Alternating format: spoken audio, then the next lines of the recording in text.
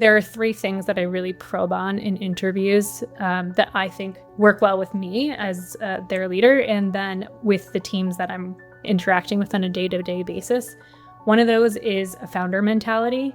I want someone who, when there seems to be a wall that you're hitting, you are an architect of impact. You're finding a way around that wall and coming up with solutions. And I think you can find this in people who maybe have side businesses that aren't necessarily on their resume, or hobbies, or just have had these like life experiences in which they had to figure this stuff out. And I think that's a really important piece to being successful.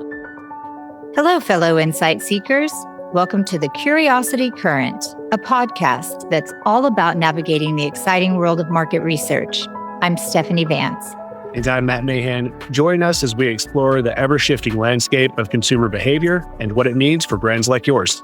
Each episode will get swept up in the trends and challenges facing researchers today, riding the current of curiosity towards new discoveries and deeper understanding. Along the way, we'll tap into the brains of industry leaders, decode real-world data, and explore the tech that's shaping the future of research. So whether you're a seasoned pro or just getting your feet wet, we're excited to have you on board. So with that, let's jump right in. Today on the Curiosity Current, we're joined by Ashley Hopkins, a powerhouse in the world of consumer insights and marketing strategy. Ashley has spent the past 15 years weaving research into the DNA of brands like ASICS, Wayfair, and Apex, and now she's building the insights function at Resident entirely from scratch. Ashley's journey is one of transformation. At ASICS, she turned a one-person insights effort into a global team. At Wayfair, she shaped go-to-market strategy and loyalty programs. And now at Resident, home of Nectar and DreamCloud, she's embedding insights into everything from product development to the digital experience. We're going to talk about what it really takes to build an insights program that lasts, how to make smart hires, and how to get even the most data-skeptical executives on board with the power of consumer insights. Ashley, welcome to the Curiosity Current. Well, thank you for having me, and thank you for such a kind introduction. Of course. It's easy when we have someone who has such a great and interesting background. Really looking forward to this conversation. So let's jump right in. First 90 days at Resident. You walk into this role. There's no existing insights infrastructure whatsoever. It's a foreign word in the space. What did you do first? I'm so curious. Yeah, it's a great question. And, I think a natural inclination when you get into any new role is to hit the ground running and show impact immediately. And that is very important. But there's something I learned when I was starting at ASICS, which is to listen before you do anything. And so what I did at Resident and have done in previous roles is what I call a listening tour. And it's spending my time doing three very distinct things. One is getting to know the business. So I think one of the misconceptions with consumer insights is it's all about understanding the consumer, being a champion for the consumer, and helping people become more consumer-centric, which it absolutely is. But that only works if you understand how the business makes money and why the business exists. And so good insights live at that intersection of consumer needs and business needs. And so to just jump in and try to create impact right away without understanding the business, you're going to set yourself up for failure. So I spend as much time as I can understanding, why does the business exist? Where are we going? How do we make money? What mistakes have we made? And trying to hear that from all different perspectives, because finance is going to have a very different perspective from marketing, from, the C-suite. And along those lines is the second thing, which is building trust. And I think this is true in any role, but especially a market research type role. You could have incredible data. You can be like the most methodologically sound researcher. But if people don't trust your interpretation of that data, it doesn't matter. So I'm in a remote first company, so I don't have those water cooler conversations that might happen more naturally. So I spend a lot of time just like trying to ask personal questions without it being too invasive. So people know, like, I have good intentions. I want to make your job easier. And a lot of that goes hand in hand with understanding the business and people are really surprised when you're like, tell me about your job. What do you like? What keeps you up at night? Like things like that. So the building trust piece is second on the listening tour.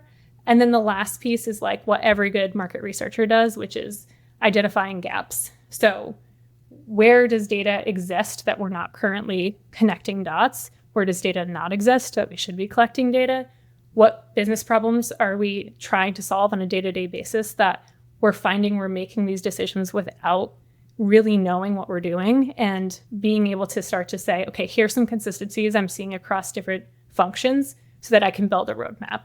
And so, yes, impact is important, and especially at an early stage company, but I think listening is actually the first thing that should be done at any organization when you're standing up a new function, and insight specifically.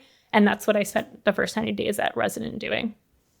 It's such great advice. And really, especially given you were at the start, presumably an army of one, right? Like that trust becomes even more important because you are the sage, right? You are the go-to source. They have to have that like foundational trust and understanding and who you are as a professional if they're going to come to you and you're going to be able to work with them effectively. I think that's such a great call out.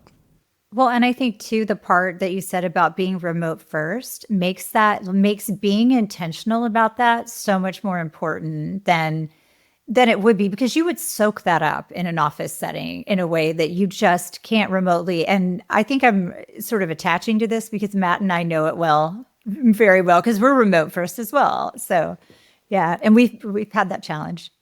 I joked, and like when I started Insights at ASICS, I joked that my team were like honeybees, like little pollinators that would go from like sitting with one little pod for a day and hearing what they were working on to another little pod and bringing information to other teams. And when COVID happened, I was like, oh man, Insights is we're going to get hit hard because we're not going to be able to do that.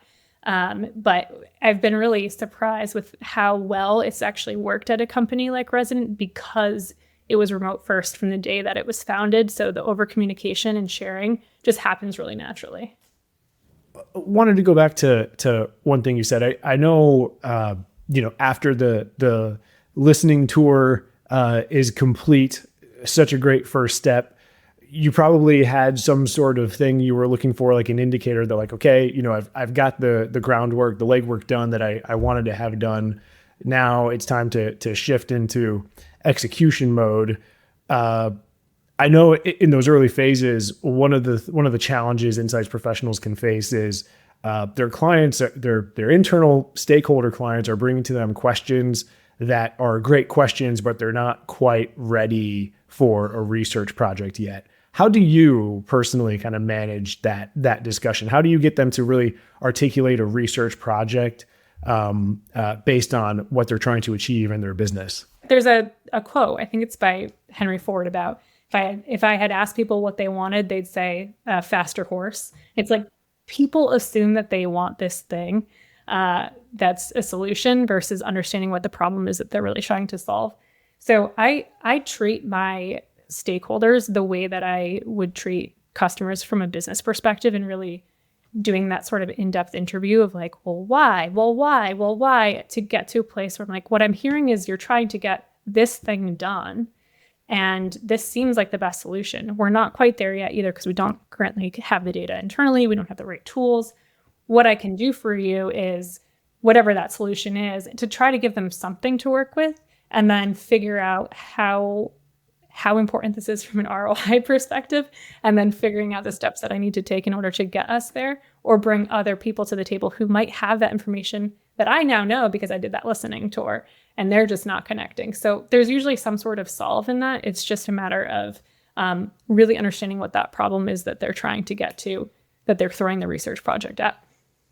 Do you ever have to change direction? Have you ever had to go back and say, we started down a certain path given the information that we had.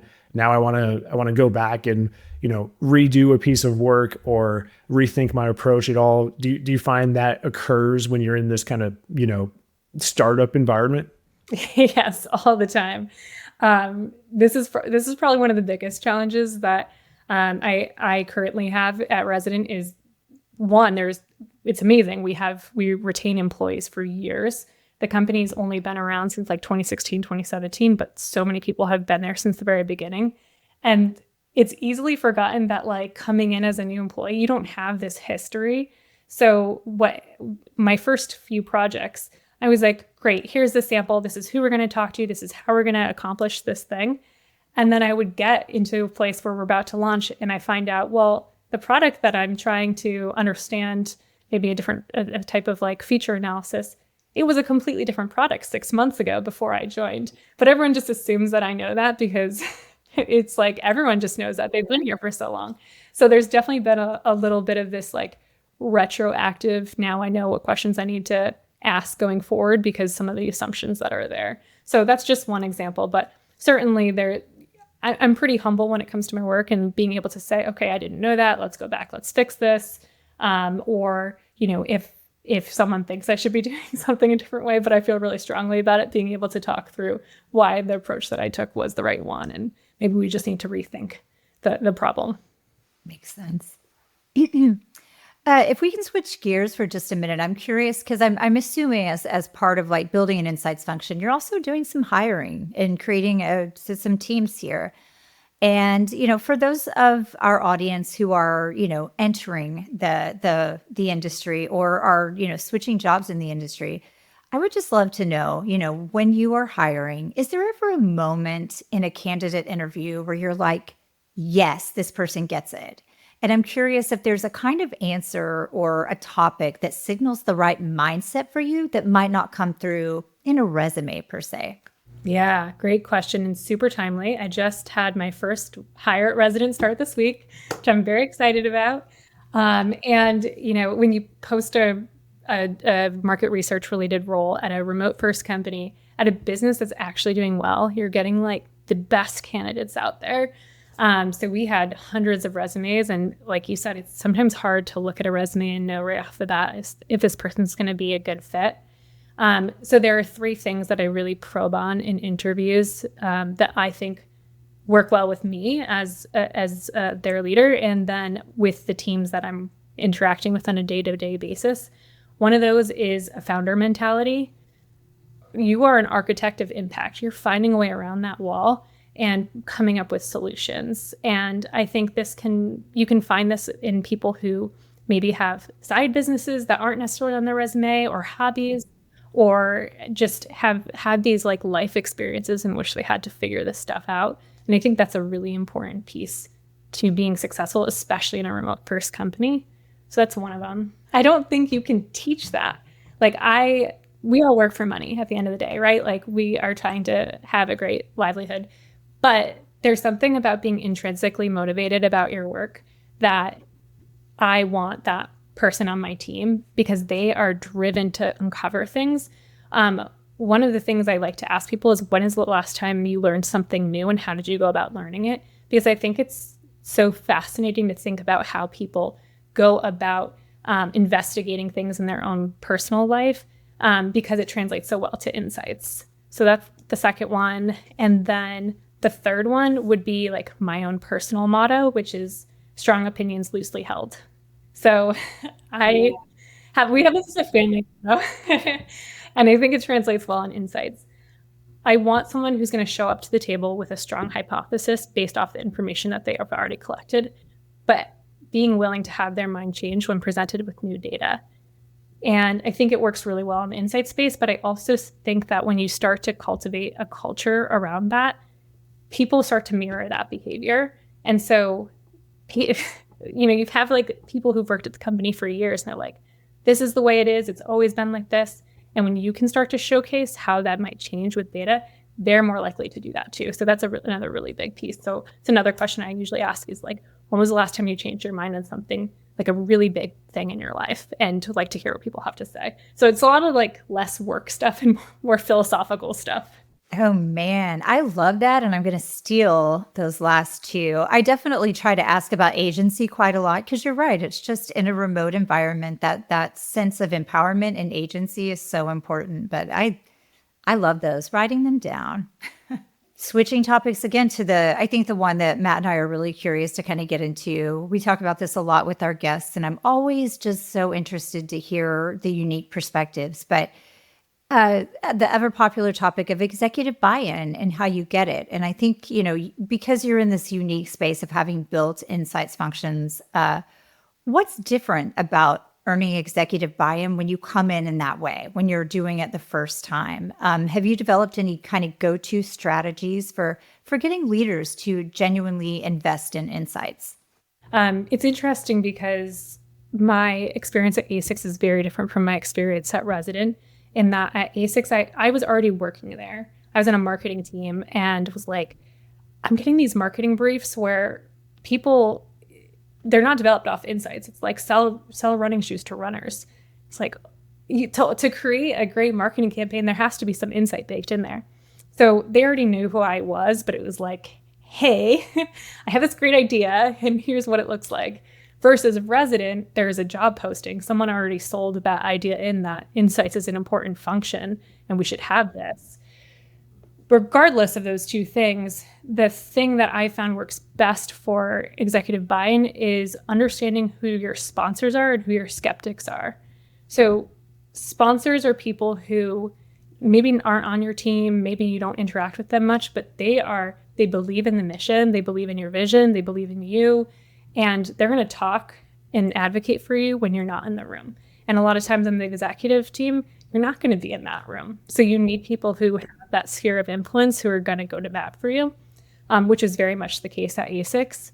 I had someone who, once I put together a 30-day roadmap of like, hey, I believe in this, I found out that they were going to try and hire someone to do it, even though it was something that I wanted to do, but I was pretty junior. And someone in the room was like, no, we got to give Ashley a shot. This was her idea and she has the plan. Let's see how it goes. And if she fails, we'll find someone. But like that sponsor was everything for me. And similarly with Resident, it's like someone sold this idea and who sold that to the executive team? What did they tell them that this insights person needs to do? Because I should either, make sure that I'm aligned with this person because they put their political capital on the line for this role, or at least make sure I'm not contradicting them. And then the skeptic piece is there's always going to be someone that had a bad experience with data or market research or, thinks it's going to slow down their process. And so who are those skeptics? Why are they skeptical? And can I meet them where they're at? And depending on how well I know this person or how well my sponsors might know this person, it's having a direct conversation of, hey, I'm trying to make your job easier. Like, what problems can I solve for you to show you that this is a good thing?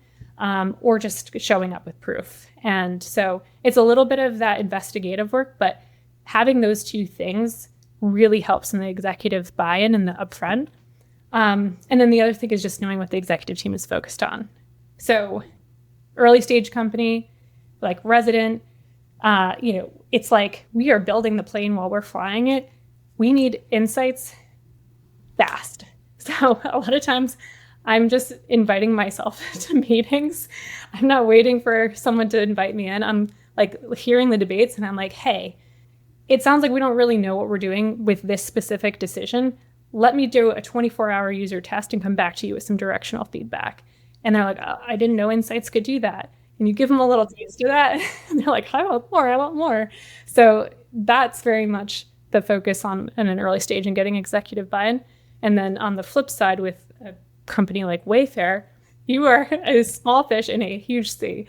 And it's not necessarily about showing impact right away. It's about getting attention because there's so much other stuff going on. So it's making sure that insights are hard to ignore. And again, that part of that is having those sponsors who are going to continue to layer up and have those spheres of influence. I was just going to say how you've been able to adapt to different strategies for different companies that are just in different phases of their growth or just due to other factors. That's you're speaking to the power of being adaptive too, which I think is really important. I'm so curious, without giving away your trade secrets, your personal trade secrets that have worked for you, what does your strategy look like for recruiting those sponsors and winning over those skeptics? I mean, I know I sat in a role where that was everything as well in a prior life, in an entrepreneurial space where we gave a lot of thought about who we were spending time trying to win over, selfishly because of like where they sat in the position or whether we thought like they were philosophically aligned with our mission.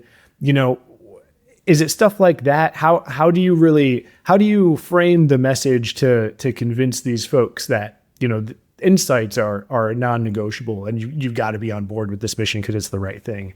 What does that message look like? I think a big mistake that people make in that and trying to stand that up is talking about themselves. Here's here's why insights is great. And here's what I can accomplish, instead of flipping it and talking about them. Like, regardless of where you are in the organization, that you have goals, you have things that keep you up at night. And I think, especially if you're a more junior employee, you're afraid to ask your manager or the potential sponsor, like, how are you doing? Like, what are you working on? And when you can start to understand that, and people are actually really excited to talk about themselves.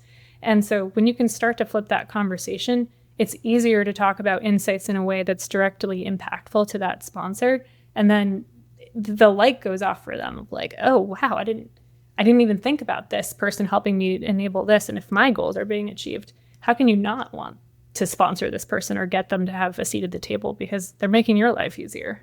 That's great. It goes back to the listening tour again, right? And it's funny, we do this with our customers, right? Like, as market researchers, we spend so much time, but we don't do it to our internal stakeholders who are our customers as market researchers. Going back to something you said earlier, I loved that you were like, so in 24 hours, I turned this around. So that might be part of your answer to this question, but you have mentioned on LinkedIn that you've woven insights into nearly every facet of Resident.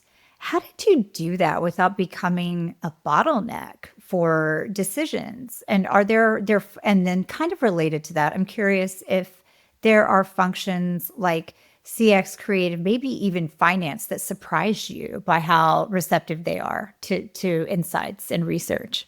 I'm going to be the most annoying person because I keep talking about this listening tour, but there's something to this, right? Like, a business functions well because things get handed off from one department to another, and there's the connective tissue. And the same can be true with insights in terms of not being a bottleneck. And it's making sure you're solving these problems that are going to impact more than one team, especially when you're starting out.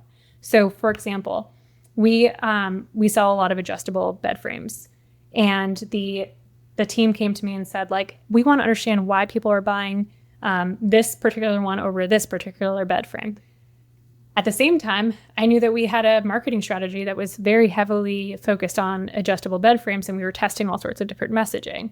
And then at the same time, I knew that we were doing some site optimization around the bed frame PDP. And so it was like, this is a perfect project to weave all of these things together and not be a bottleneck, because I'm able to bring this information across all these teams and actually bring them all to the table who might not be talking. And so that we could move together and make sure that the insights are actually impactful across all these teams. But then the second thing is making sure that your first party data is available to people to interpret on their own as we go.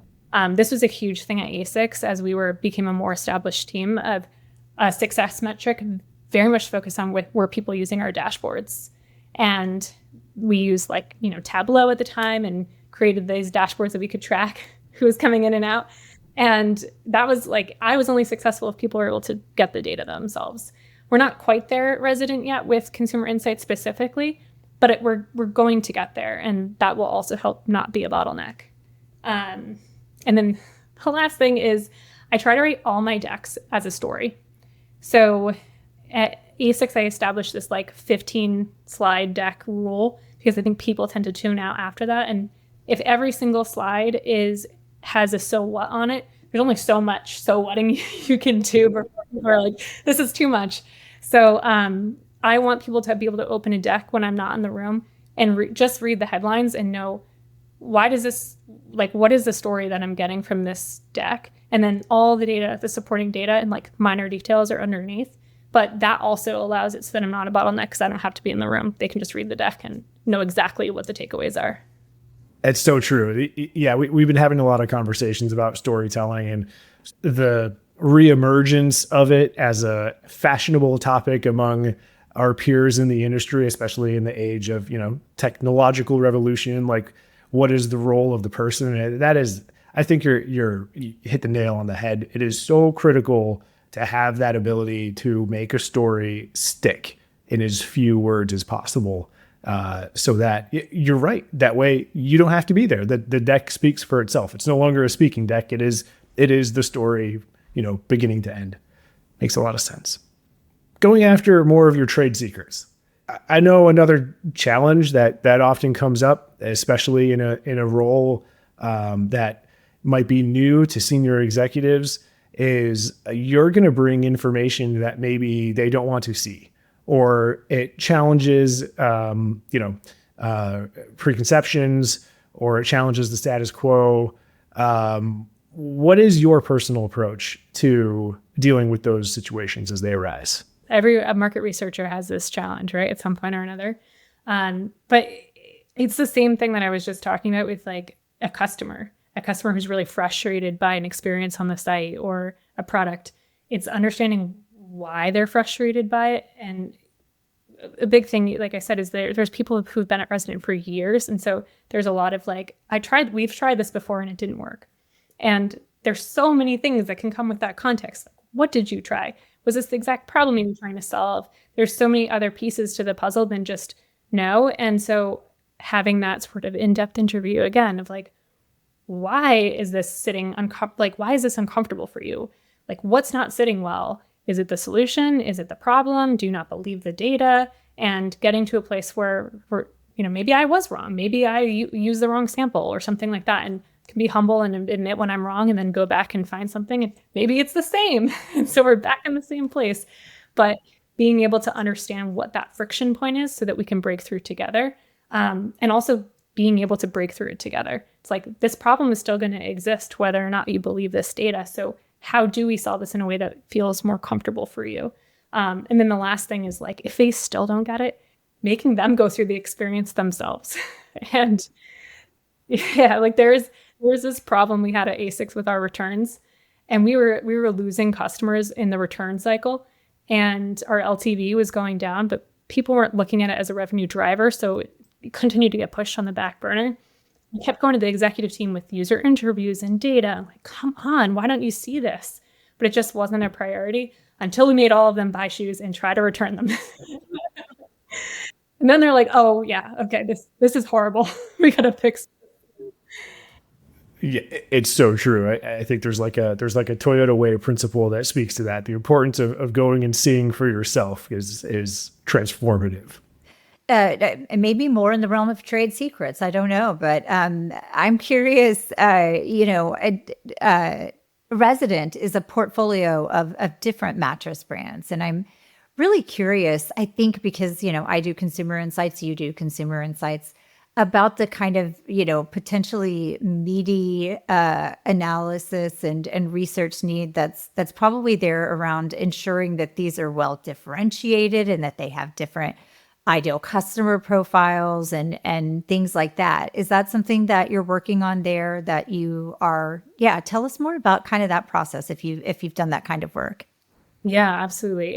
It's more work that's on the horizon than work that's currently being done. Well, I shouldn't say that. We're standing up a lot of foundational research. We're setting up a lot of the foundation right now. So having some always-on surveys, some always-on customer interviews through some amazing AI tools to start to understand who these customers are. We have incredible founders who this is their third, I believe, successful company. And so they know how to create good products. And we've done a good job with differentiation in terms of like materials, but we don't necessarily know who the different buyers are from an intimate level. So starting to understand that will help us from a personalization perspective on site, a marketing perspective, and then also leaning into new brands, because that's something that one of the things I love about Resident is we're not afraid to stand up a new brand on a whim and see if there's any attraction. So being able to understand who we currently serve really well, how do we serve them better, where is there white space that we should be leaning into, and then again, making sure that our brands are differentiated enough, as you mentioned, that we're not cannibalizing our own brands. So that work is being stood up as we speak. And I'm really excited because it's like, it feels, again, I'm intrinsically motivated by this stuff. So I feel like I'm like bringing this like Easter basket to the team. Like, look at this piece of information. Look what we can do with it. It's so vital, right, to so many different areas of and the go-to-market process more generally. So absolutely. So you're in a really cool space. Resident is direct to consumer. It's remote first. You have this evolving consumer landscape. One question we often like to ask is, have you ever had an insight come through any of your projects that just took you completely by surprise? It's totally unexpected, that really made you change, the way you were thinking about a particular problem?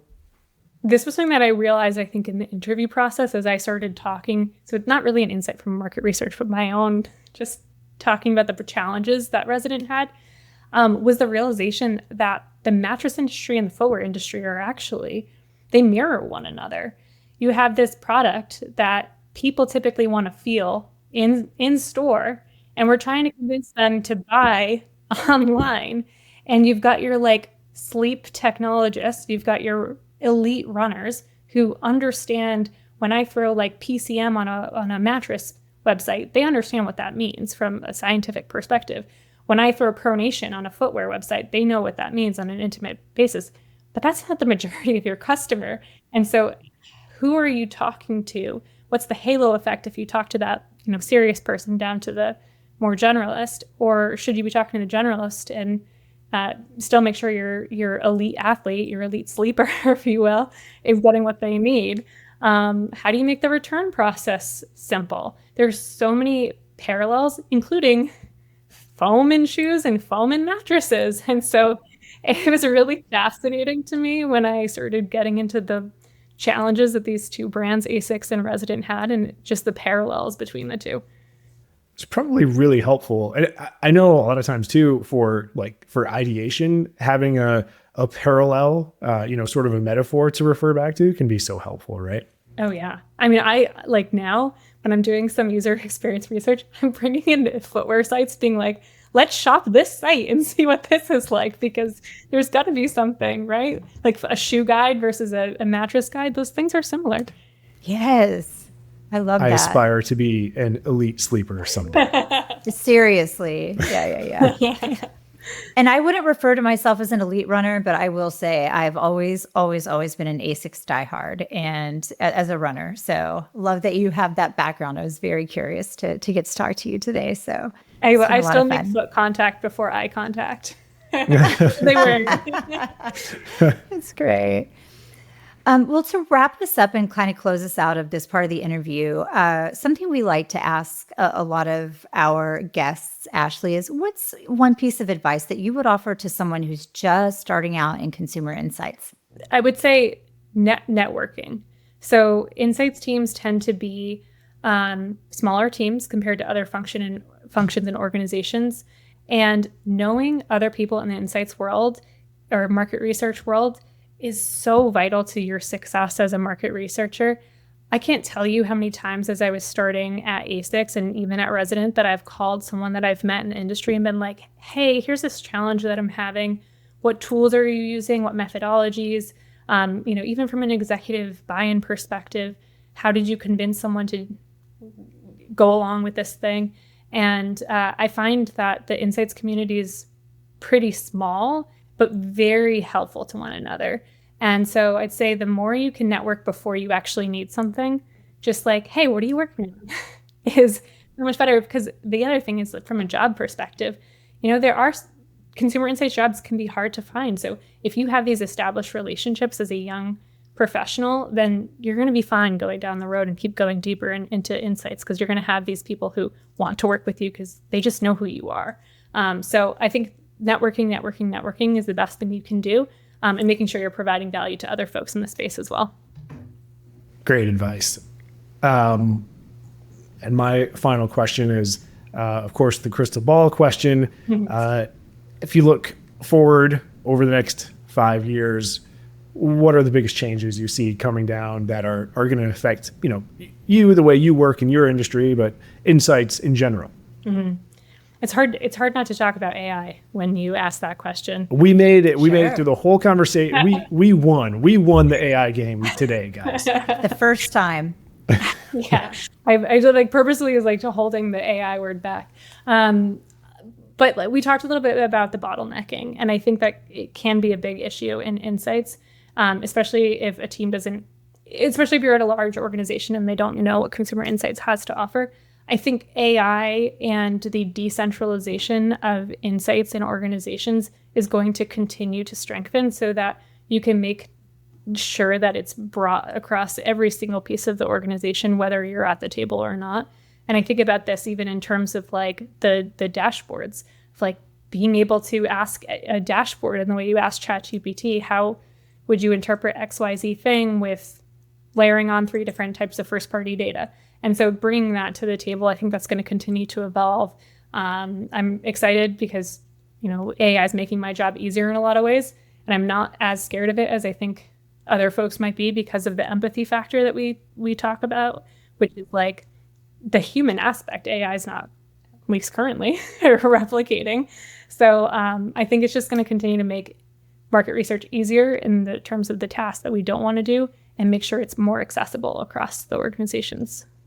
All right. So we have invited Ashley to join us for our after show segment called The Undercurrent, which is where, again, we just sort of talk about something that is maybe tangentially, maybe directly, maybe indirectly related to our work and insights. And we just kind of nerd out a little bit about something that's interesting and fascinating to us lately. Mine is going back to a topic that I brought up a number of weeks ago. I've been on this kick looking into the idea of complexity theory, which is at a very high level this concept that problems need to be evaluated before they are pursued for a solution at a very high level. You need to make a distinction between whether a problem is simple or a problem is complex. And the ways you go about solving those problems is very different based on that very simple categorization. There's a whole lot more to it than that, but it's got me thinking a lot about limitations and complexity in market research and the work that we do. And I was recommended a book called, it's not a new book, it came out in 2013, called Obliquity: Why Our Goals Are Best Achieved Indirectly, by John Kay, who's a British economist. And I gave that a read, and I thought it was really interesting. So what he goes into is really we achieve complex goals more successfully by not pursuing them directly. For example, companies that focus obsessively on maximizing shareholder value often fail, while those that prioritize things like innovation, customer experience, or culture end up being more profitable as a byproduct.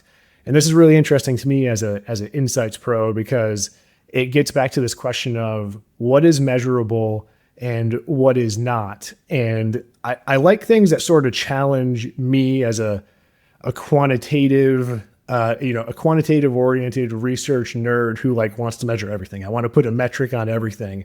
And especially now that I'm in a position where doing a little bit more strategy, a little bit more building, it's really interesting to have these ideas put in front of me that sort of cause a bit of a transformation in my thought process to take place. And so I've been really enjoying this little exploration of limitations of sort of classical problem solving approaches. So jumping in from my perspective, little bit different. This is just a piece of news that got me thinking. I stumbled across the news earlier this week that OpenAI is, I use this word because it was used in the article, quietly prototyping a social network. It'll be a feed-based platform built around AI generation. They're going to start with images, likely expanding to text. And I have to say, of course, my first reaction was probably along the lines of, is this the 10th circle of hell? Are we just mashing up buzz concepts at this point? But the more I thought about it and read about it, kind of two things emerged for me. One, I get the play strategically, of course. It does a few things for OpenAI. They get that continuous high signal human data. They get native feedback loops for agents. They get first party context across things like taste and sentiment and behavior that they are getting in more of a third party right now. And it's also like a sandbox to really test how AI feels to people, not just how it performs. So I see a lot of like, even though it felt kind of crazy to me, I see a lot like it does make sense as a strategic play for them.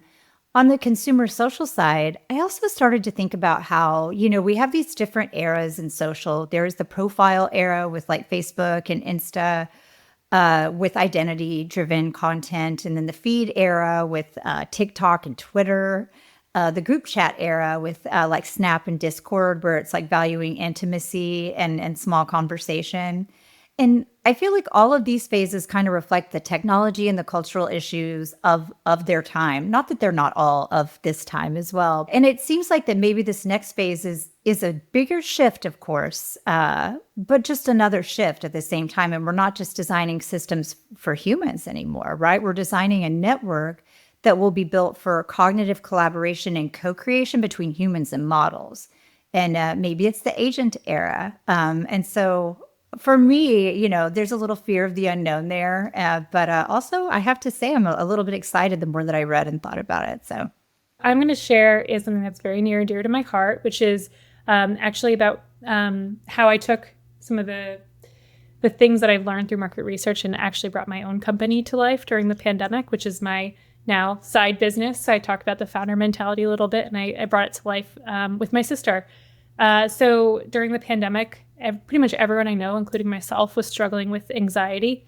And it was hard to find something that would help in the middle of the night with that 3 a.m. spiral of, what's going to happen next. That we thought this was going to be 2 weeks. We're 2 months in. What's going on? And I started to learn a lot more about cognitive behavioral therapy. I was a psychology major in school. I thought I was going to be a clinical psychologist, so I had some training in that. But I started thinking about it more through the lens of active participation and being able to do something to help when I was in that, of restructuring my anxieties, and found cognitive restructuring to be incredibly impactful. But I was having all these sheets of paper around my house, which during the pandemic was fine. But if I was traveling again and out with friends, I didn't want that to be something that I had to take with me. And so I went on Amazon, as anyone does, and started searching for anxiety journals, and everything said anxiety journal in big letters or had like rainbows and butterflies, which certainly wasn't my style.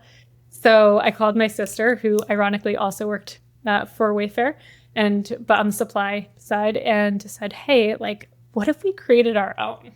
What if we used this gap in the market and the conversations I'm hearing my friends and I have, and made something that was real and tangible for people to help them get out of this dark place during a dark time? I said, all right. We spent the next 6 months designing, developing, talking to therapists, interviewing them, making sure that the product was sound, and then bought 500 and threw them up on Amazon and said, okay, worst case scenario, everyone's getting an anxiety journal for the next 5 Christmases and we'll be good. But they sold out really quick. And since then, that was 2020, my sister and I have sold over 75,000 journals. We've partnered with quite a few nonprofits, from suicide prevention to grief.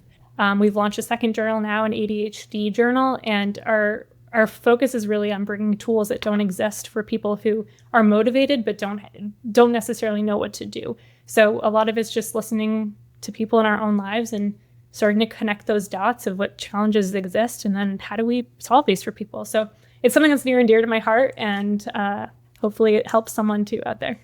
I love that. Yeah, that really is amazing. And I love that you even took that sort of your research inclination through the process of development, and we're like, I'm going to do this the right way, and sort of have the conversations that need to be had to make sure that this has good like product market fit, if you will. So really, really cool stuff. Ashley, if somebody is interested in viewing some of the tools you've created, where can they find you? Yeah, absolutely. Well, as I mentioned, we're on Amazon. If you search for Worry for Nothing, we have the discreet black journal, or you can go to forprogress.com, FOUR progress.com, and find our journals there. Well, Ashley, this conversation with you today has been an absolute pleasure. I loved getting to learn about sort of your approach to how you spin up an insights org and really how you create that buy-in for yourself. And if I take anything away personally, I'm going to start having listening sessions. I've been here for several years, but it's not too late to start. So, yes, great. I love to hear that. Do them often. Thanks for having me. The Curiosity Current is brought to you by AYTM. To find out how AYTM helps brands connect with consumers and bring insights to life, visit AYTM.com. And to make sure you never miss an episode, subscribe to the Curiosity Current in Apple, Spotify, or wherever you get your podcasts. Thanks for joining us, and we'll see you next time.